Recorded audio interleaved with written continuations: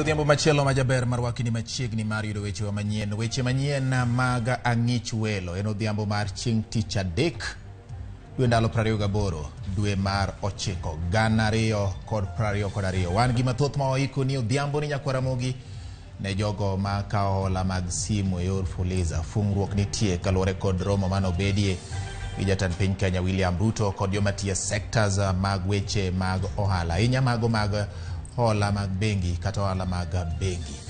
Parni magi gin mana moko kuom mago mathoth ma wan godo. Bende parni tielo ma bende wan godo odiochieng' ma kawuono mar ang'ich welo. Wadhi bedo gi jalony ma en okil Kamaloka. Okil Kamaloka James Agri Mwamu, okil ma bende wan godo e studio marwa ma Kisumu nyakwa Ramogi, dhi bedo kodwa ka chakre ka wasiro weche mamoko manyien ma wan godo odhiambo ma kawuono. Kata kamano kikete ka ibiro ng'eyo gimomiyo weche mag samoro telo mag gwenge kata revolution ji penjo ka bende nyo ket e migepe manyolande gi jatend piny Kenya William Ruto. Parni magi to kod mamoko nyakwa Ramogi wan godo ka e Ramogi TV. Bedo koda chakruok nyaka giko mokwongo weche manyien ma omiyo pek. Kambi mar Safaricom kod bengi mar NCBA odwoko piny nengo magijuogo ewi hola mar Fuliza magichiwo matin ne 1,000. Azimio wacho ni gik ma doho dwaro mondo losi IEBC ne oromo wito oko duoko mar ombuch jatend piny Kenya. Gavana Masiaya oyango ni milion 400 ne ogol e aguch kaunti no e yo makelo chich e kinde ma EACC nono mibadhi mar milion 190 e kaunti ma Isiolo.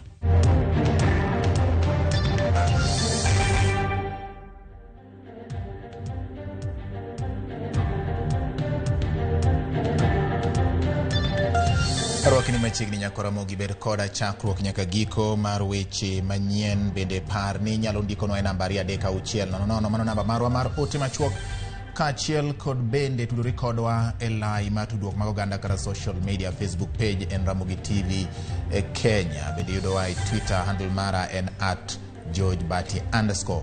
Bende inyalo luowa e weche mag YouTube nyakwa Ramogi. Wan gi mathoth ahinya kaka nasedie koni motelo kuom thuolo ni duto te.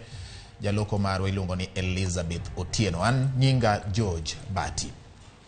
Wang'yo mago motenre kod weche ma ogol gi jatend piny Kenya. Jatend piny Kenya William Ruto ogolo hinga ma osebedo kadino yore mag kedo kod midhiero mag oro e pacho ka koro oyango ni apisi mar jalupne Rigathi Gachagua ema koro biro telo e chenro mar kedo kod midhiero go. Ruto wacho ni ma biro kelo yot ne chenro mar kedo gi oro e thurka kendo tudruok maber e kind piny owacho mamalo kod mago mag counties. Magi ne owacho e romo mane obagi e kar log tich mar piny owacho ka bende omedo ni chenro no biro kelo yot e pogo tich e piny owacho mamalo kod mago mag counties. Decided that we have this consultant. We agreed on this meeting. We said the meeting chaired by His Excellency. What is it that we are? What have we been doing? We also I want to appreciate the development part. Your Excellency, we start with the one. Yes. In this meeting that we are going to have today, we know that Kenya government has been giving 1.8. This particular group was gap that we are trying to close, and we know we decided that we have this consultant. We agreed on this meeting. We said the meeting chaired by His Excellency. What is it that we are? What have we been doing? We also I want to appreciate the development part. Nakoromogi riwruok mar Azimio la Umoja Wan Kenya omedo seyo kaka joyal buche 7 mag doho mamalo mogik ne ong'ado bura ewi ng'ur mar ombuch jatend piny Kenya. Azimio wacho ni andika manimba manyiso kaka ne ong'ad burano nyiso mana kaka jong'ad bura e dohono ne ondhogo oganda jo Kenya kuom rem wito oko duoko mar ombuch jatend piny. Bang' doho mamalo mogik keto adimba kaka ne ging'ado bura ewi ng'ur mar ombuch jatend piny Kenya, joyal buche 7 go nyocha ne oketo gik ma gidwaro mondo otim ahinya ne IEBC mar neno ni yiero mandalo mabiro obedo maonge ng'ur ahinya ombulu mar jatend piny Kenya. Kaluwore kod andikano, dwaro nitie mondo od bura mamalo oket chike manyiso kaka duol mar yiero IEBC tayo tijene. Doho bende dwaro mondo IEBC olos okenge mong'ith manyiso kaka gitayo tijegi koting'o chik maneno ni jakom ok ong'ado wach kende ma ok okawo pach jokanyo mamoko. dwaro nitie mondo ket maler pogruok e kind tij jakom mar IEBC kod commissioners mamoko. Do bende ng'eto margi dwaro ni apisas mag IEBC ema obed gi thuolo mar donjo e kuku mar tich margi kata saba ma ok joma wuok e pinje maoko. Do dwaro ni IEBC oket mopogore kuku mag chenro kata saba margi mar tich kod mano ma itiyogo e kinde yiero. Ma biro miyo do yot e nono ng'ur motenore kod gik manitie saba mar yiero. Do dwaro mondo IEBC oket kama nyiso kwan ombulu ma oluti kama ok owinjore miluongo ni stray ballots, kendo nyaka IEBC tieg makare apisa mage e wi ombulu matiyo e kwan mag ombulu ahinya e komten piny Kenya. Gidwaro mondo IEBC oket okenge moyiedhi ka oluwore kod kidieny mar 90 mag chik e yiero ma higa 2012. Ka gidwoko kaka joyal buche 7 mag doho ne ong'ado burano, riwruok mar Azimio la Umoja One Kenya kokalo oboke ma ochuoyo kogno gogai margi Raila Odinga kod jalupne Martha Karua giseyo doho kuom ndhogo jo Kenya e bura mane ging'ado tarik 5 dwe mar 9 mar higani. Azimio kone kata bang' doho yango ni jakom mar IEBC Wafula Chebukati noketho chik e tayo yiero maduong', joyal buchego ne odokne e ng'eto mar bura. Azimio wacho ni ketho mane Chebukati otimo ne oromo wito oko duoko mar ombulu e yiero mokalo. Joditogo mag Azimio bende iseyo doho kuom sieko sani ni owinjore oket makare chenro mag tich ka IEBC kaluwore kod pogruok manoneno e yiero mokalo, ka doho nogo ne odino itgi neno mane gichwalo e kinde bura mane kwedo duoko mar ombuj jatend piny Kenya mane giyangogo kaka pogruok mane obedo ka IEBC ne ochocho duoko mar ombulu. Gimedo seyo doho kuom ngalruok e winjo bura mane ochwalnegi e wi jo Venezuela kod kwand atamalo 50 komedi 1 mag ombulu. Azimio bende oseyo doho kuom tiyo gi dhok manyisa chaya e kinde mag ng'ado bura ka giwacho ni okindegi biro chiwo duoko margi manimba e wi kaka doho nong'ado burano. I weche mathoth ma osebedo kaluoro migawo mar somo ahinya to e wi lai manyien mar somo CBC, oganda jo Kenya osebedo kan ni kod siso e ng'eyo jalno ma gidwani mondo mi okaw kar jatend migawo mar somo ngire George Magoha. Nyaka sani koro oseyangore ni jalno en Ezekiel Machogu. Penjo en ni Machogu en ng'a to gin gik mage marite e migawono. Ezekiel Machogu mae jal ma okaw kar jal mane en jatend migawo mar somo ngire George Magoha. Machogu en jasiasa mane ochung' malaro kom mar gavana kod otiko mar UDA kaunti ma Kisii e yiero ma okalo. Ne otimo penjne mar O levels e sikund sekondar Manduru higa mar 1974. Ne oriwo kod sikund sekondar mar Agorosare bang'e kuma ne otime penjne mar A level. Machogu ne otieko sombe mbalariany ma Nairobi kuma ne oyude digri mare ma tije lwedo kata arts gi dho ngere. Machogu ne oyudo tich apis jatend piny kaka jatend loch nanga machon kata DO. E higa mar 1989 ne ogwele kaka DC, tich mane otiyo nyaka higa 2008. Otiyo bang'e kaka jalup jagore apis mar jotich sirikal nyaka higa 2017 kane oyiere kaka jaod bura mar Nyaribari Masaba. Mano e Ezekiel Machogu koa e kaunti ma Kisii. Ngire George Magoha ne olero weche ne mogik ne jatelo mabiro kawo kare. E tima Magoha dwani Machogu ochakgo en chopo singo mane jatend piny oketo ma ndiko jopuonje moromo. This administration has trained teachers who are already in service to teach grade 7 and 8. Are we together? But the good news is that the incoming president has promised to employ more teachers. From where we sit, we know that money is going to be a problem. So if for any reason he cannot employ 58,000 teachers in 2 years, he still has a fallback position by utilizing the teachers that are available. But it would be so good. We have been employing between 10 and 20,000 teachers a year, every year since I got into government. And we know the denominator has been lack of funds.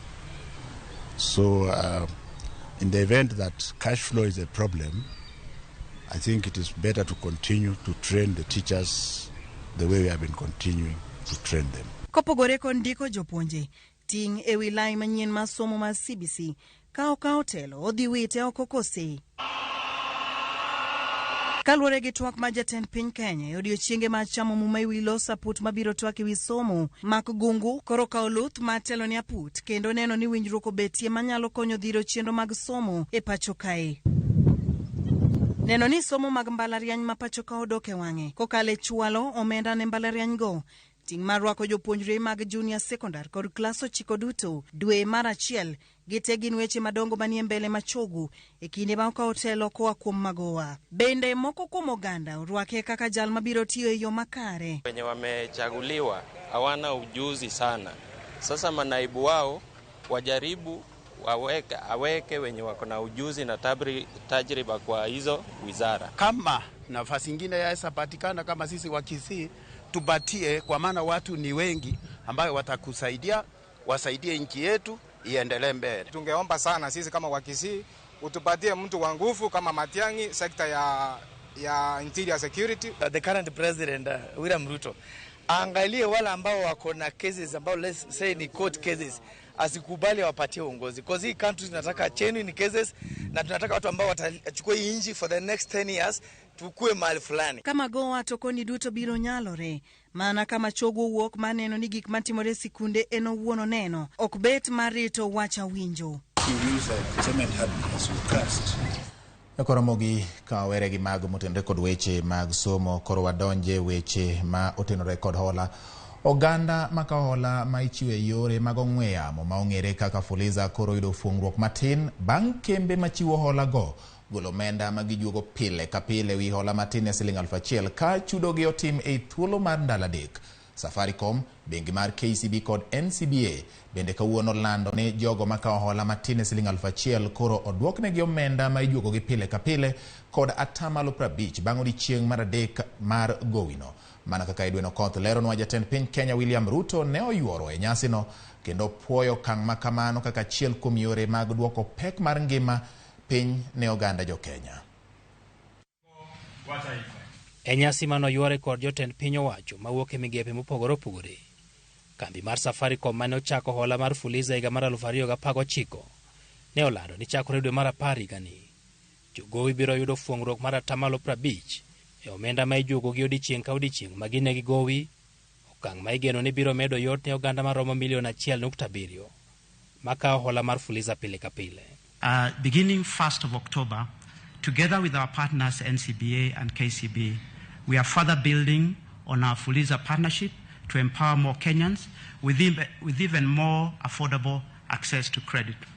All customers will enjoy Fuliza free of the daily maintenance fee for transactions below 1,000 and below 3 days. So for the first 3 days, they won't have to pay any daily maintenance fee, which they pay today. Bang' ndalo adek mar bedo kod gowi matin ne Sh1,000, oganda makoro nego juog Sh10 odiechieng' ka odiechieng' biro chulo Sh6. Jogo maka hola moingo Sh1,000 bendo yudo fuong'ruok e omenda ma ijuogo gi madok piny e kind atamalo 10 nyaka atamalo 20. Jatend piny Kenya William Ruto ne owacho ni okang' makamano biro konyo weg ohelni matindo tindo yaro ohelnigo kendo nyuolo thuolo mag tije ne rowere ma pachoka. They can double if not triple their business, and it is good for everybody. It is good for the fintech companies, it is good for the banks, it is good for the taxpayer, it's good for the taxman, and it's also good for me.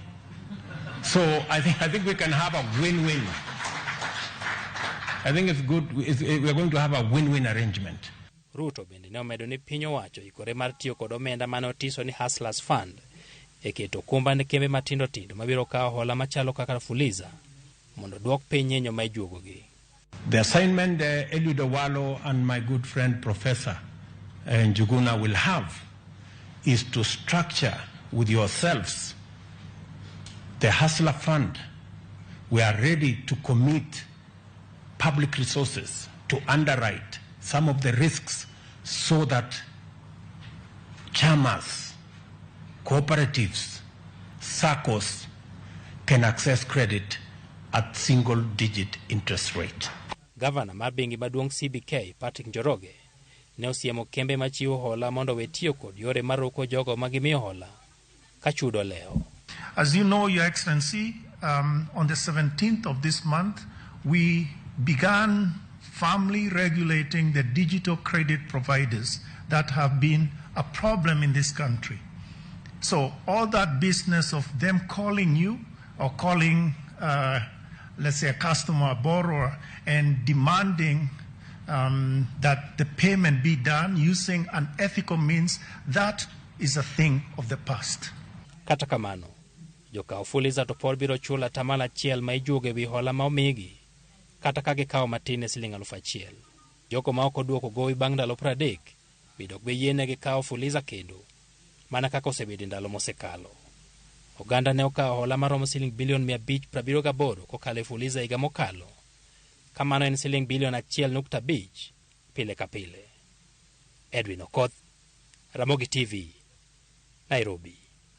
Ramogi winjo kaka Edwin Okoth miwa ler manimba kotenore gi wach mar hola. Inyato mano ma ikawo kokalo yore mag ong'we yamo mar Fuliza. Maendi nyiso ni ka ikawo hola to ok ng'adi atamalo achiel ma ing'ado kuom jogo mokawo hola, kata bed ni ikawo matin e siling 1,000. Koro miyo ng'ato kik par ni kikawo matin e siling 1,000 kata 1,000 ka duoko piny to koro ok dhi ng'adi atamalo achiel mar hola ma ing'ado nikech ikawo gowino. Neni bende ichudo nikech chikno ok nyiso ni ng'ato kik chul hola mokawo. Jomoko nitiere ma samoro nyalo paro ni koro onyalo timo badhruok moro kata tim moro manyalo tame dhi nyime koda chulo hola ma kamano. Nyako Ramogi, magi duto te nyaka ibed godo gi ng'eyo ni hola ni kata ng'eto mar osuru mijuogo ewi hola mikawo ema oduok piny gata malo 50, to mana ka bende itimo chudo no ei ndalo 3. Wadhi nyime. Gavana machon mag kaunti ma Kakamega Wycliffe Oparanya wacho ni onego ket migawo mar tend kor gwenge kata devolution. Oparanya olero ni migawo no en gima dwarore ni mar okelo tudruok e kind piny owacho mamalo kod mago ma counties. Ma owacho kinde makweth mar Azimio la Umoja One Kenya. Od bura mamalo bende wacho ni thoth jotend migepe ma ogwel kod William Ruto gin godo gito. In an economy that is crying for revival, it is shocking that the old administration has packed the proposed cabinet with some men and women who should be in jail for engaging in economic crimes and sabotage of the country. Most of the nominees suffer acute financial and ethical deficit, which the appointing authority is aware of, but chose to ignore in nominating them, because it would appear in this administration ethics and accountability won't matter. As lawmakers, we shall accord fair hearings to all of the nominees, but they must know that there are a lot of questions about some of them, and we will be asking those questions relentlessly. The cabinet is in no way the face of Kenya. It shows clearly that the Old administration still wants to continue splitting the country into its supporters and those who are not its supporters. Healing is not in the Oda agenda, apparently. Erokamano Nyako Ramogi. Mano kanyo jotelo kokalo ewi wach mar jogo manyogwel kod jatend piny Kenya William Ruto mondo mi obi okonye tend migepe mopogore opogore. Wadwa ni wakaw yo marwa mokwongo gi sani. Kata kamano daher mondo mi anyisi ni wan gi wendo e studio marwa ma Kisumu. Mano okil Kamaloka James Agri Mwamu. Bende wadhi bedo godo twak marwa mar ang'ich welo dhiambo ma kawuono dhi fuononwa weche ma gora til piny kaka wawacho pile ma otenore kod jotend migepe manyogwel gi jatend piny William Ruto kod kabende bedo ni oket migawo ma ochung'ne telo mag loch gwenge kata telo mag kor gwenge nyalo kelo pek e tayo tije mag piny owacho go kata oyo. Okil Kamaloka amosi ni oimore odhiambo ni kendo agero ni intiere kare. Waikore mana ne donje twaka wawuok e yweyo. In bende kawe thuolo ni mar moso Nyako Ramogi kaso wayweyo matin ka waduogo to wachak twaka yanga.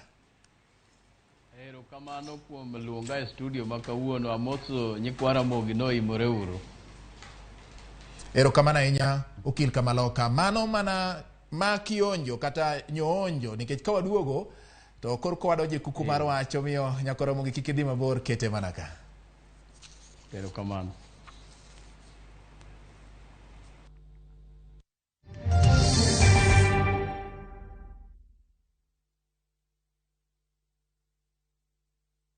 matter what you're going through, when the clock strikes the hour, you have to chin up and do your thing. It is people who make you a celebrity. You see them on TV, online, and listen to them on radio. But do you really know them? I still can't help but wonder what type of lawyer I'd have made. From humble beginnings, We had fun in Dandora. Those estates, A1. To their success stories. I've become this highly sought, people calling, my good friend, come, how do you feel? And their struggle. Pain of sitting there with your child, asking questions, that pain is just on another level. Catch this riveting stories of your favorite media personalities on Behind the Mic with me, Cynthia Mwangi, every Friday on Citizen Digital app.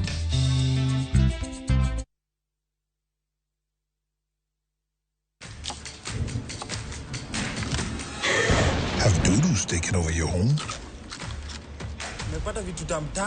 Get Bolt and get your home back. Unlike other insecticides made from toxic synthetic pyrethroids, Bolt is made from 100% natural Kenyan pyrethrum, making it gentle on you but deadly on flying and crawling insects. When doodoo strike, stop them dead. Get Bolt insecticide today.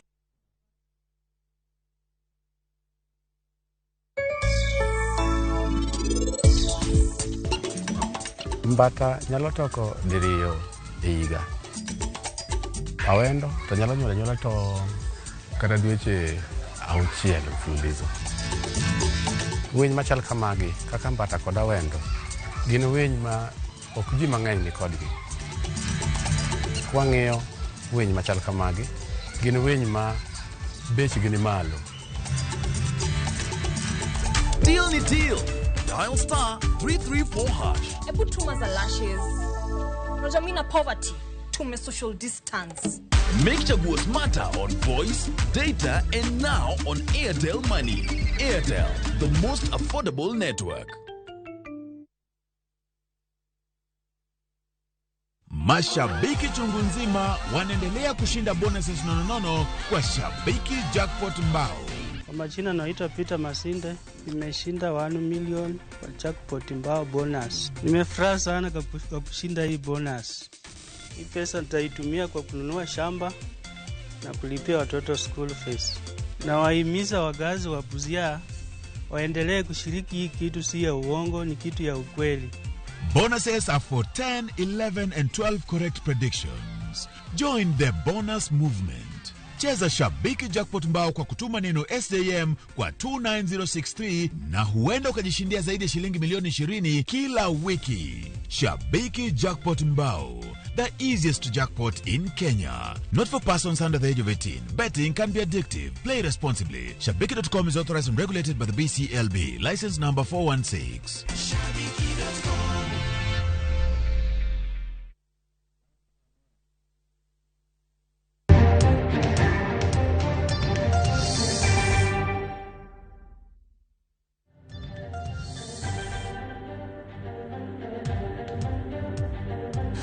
Erokamano nyakora Ramogi kuom medo keto Ramogi TV penjo mari bende wanyalo kawe nambari 36000 kawan koda okil Kamaloka ma bende en jalonye weche mag chike. Parni Agri James Mwamu osebedo jakom mar duol mar okinde pacho ka LSK kendo bende en okil mar doho ma malo miluongo ni High Court. En jalo ma ose ng'iyo weche mag chike kidienje mopogore opogore. Omiyo kawuono ni wadani mondo mi wang'e ni to jotend migepe ma ne jatend piny William Ruto oyango dhiambo manyoro en oneno gin nade en owuon. To bedo ni samoro ji wacho ni loch kata telo mag kor gwenge ok oket ahinya e rameny mar jatend piny William Ruto. Ma endi nyisa ang'o? Amosi ni oimore kendo okil Kamaloka kendo amora ahinya mar yudo thuolo mar loso kodwa e Ramogi TV odhiambo ma kawuono. In iwuon kowuok kama ibede no gi lony mari mar weche mag chike.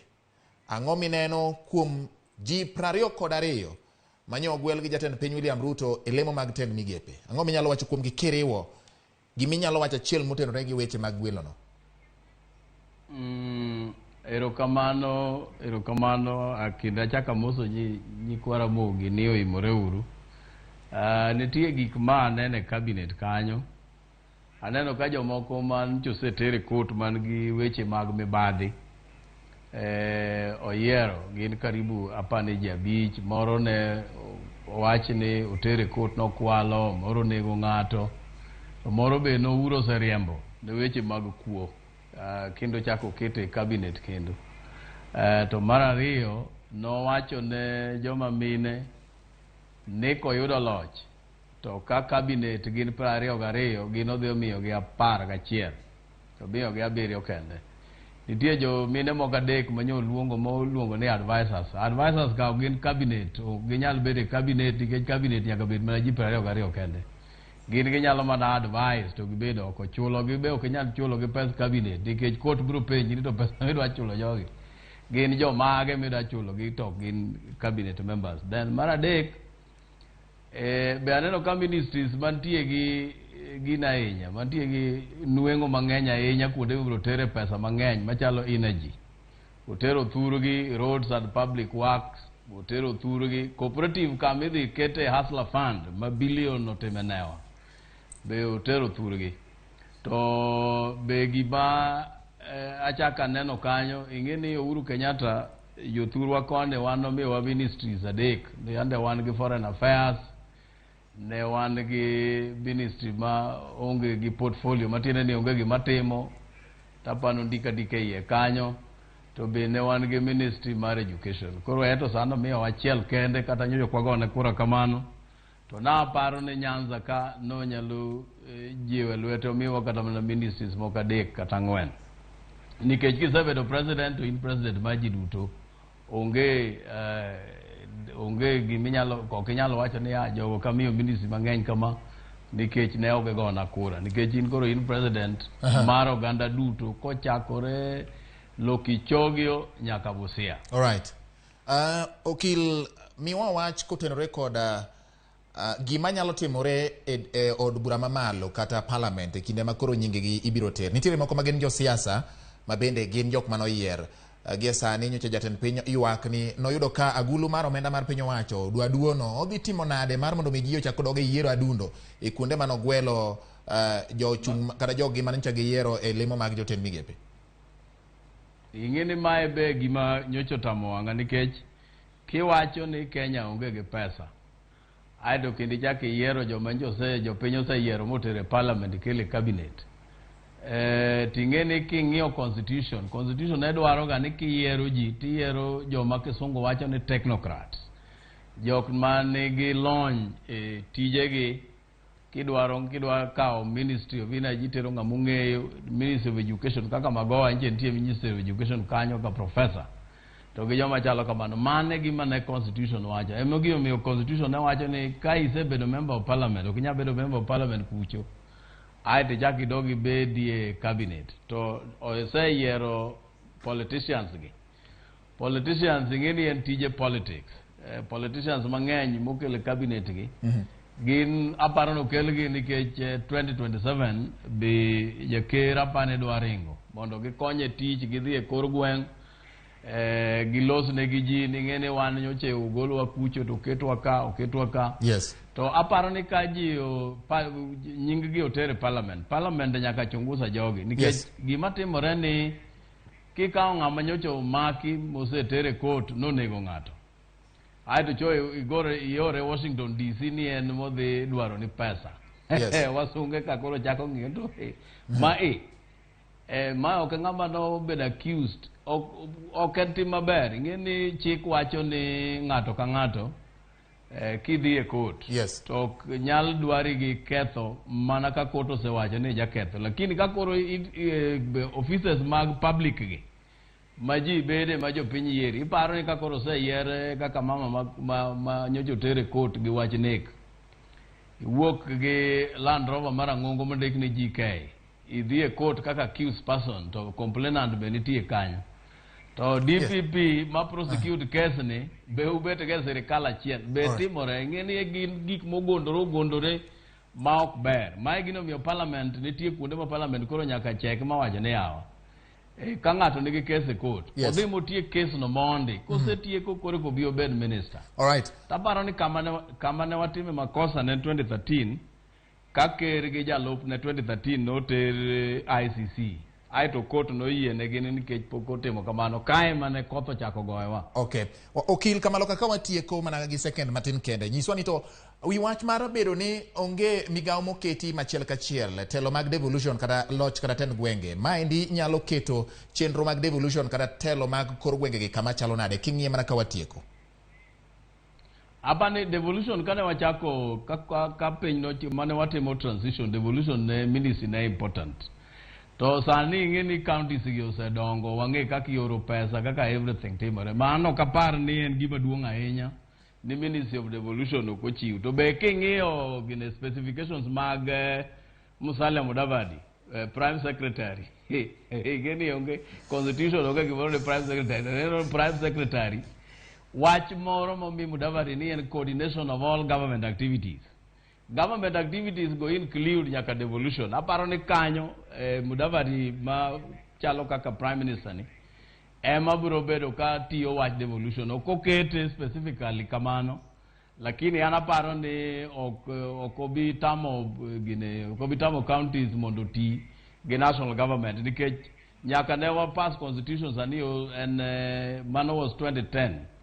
Sani koro wan gigni 12. Apa ni transition osetim maber ma onge tiende keto ministry mar devolution, lakini king'iyo gine tije momi Mudavadi en ng'ama dhi coordinate issues mag kor gwenge mag counties.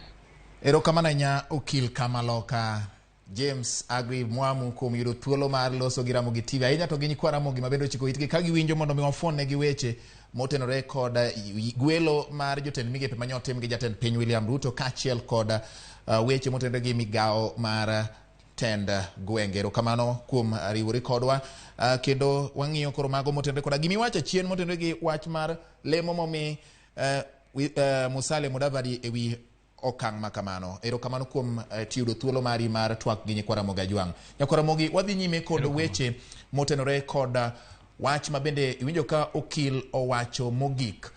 Bang' jatend piny Kenya William Ruto nyowalo jatend duond bura mar Amani National Congress Musalia Mudavadi lemo ma ochuogo mar jatelo maduong' mar jotend migepe, paro medo nyuolore e kind oganda jo Kenya ka bende poni lemo no ni oluwore kod chike kata oyo, mana kaka imiyo waler kod Walter Nyambaga mabende ne olidho wach kod jolony. Is the position of the Prime Cabinet Secretary, and I have appointed my brother Wycliffe Musalia Mudavadi into that office. Bang' jatend piny Kenya William Ruto walo jatend ANC Wycliffe Musalia Mudavadi kaka jatelo maduong' motelo ne jatend migepe, kendo lero moko kuom tije mage mokelo kanyakla rango tije mag jotend migepe tudruok mag od bura kachiel kod piny owacho e kind mamoko. Is probably the most senior office after the office of the President and Deputy President. He will assist the President and Deputy President in the coordination and supervision of government ministries and state departments, in liaison with the ministry responsible for interior and national coordination, oversee the implementation of national government policies, programs, and projects, chair and coordinate national government legislative agenda. Oganda jo Kenya omuocho mbaka e kinde ma jolony bende owacho ni nyalo bedo ne jatend piny William Ruto chuogo lemo mar Prime Minister oko mag chike mag katiba matayo Kenya. Ing'eni migosi Musalia docket ne onge constitution, koro miyo kata ko fail kata ka ok fail onge kuma jopiny nyalo dhiye, giminyalo timie onge nikech docket ne no onge. Kudhi e mbele doho tibro yud ni mano docket ma en administrative chuoga. Mai gima obalo wang'wen to koro tij ministry ni kendo gipogo moro matin Musalia timone coordination to moko ka ne Rigathi timone en jalup Rigathi kosa enango nikech lemo momiye go duto onge chik. Wan kaka ne waneno nonego miya lemo ma kawaida. Jolony wacho ni chalo ka gima owany oko moko kuom tije mag jalup jatend piny Rigathi Gachagua kendo mi Musalia Mudavadi ka gitene kod siasa. En mare ni en achiel kuom ministers 22 go kendo gima pek kanyo ni king'iyo lemo momiye ma onego bed ni otimo coordination mag ministries mopogore opogore.